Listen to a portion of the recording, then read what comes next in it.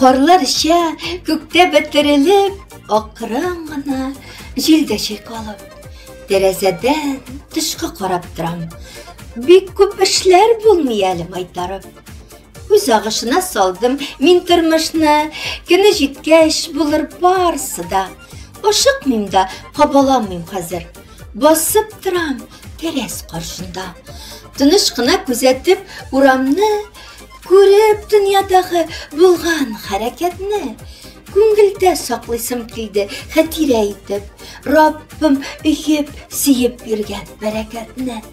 Қарлар ішіп жерге қуна, жерде ақылық, сафлық тамаша.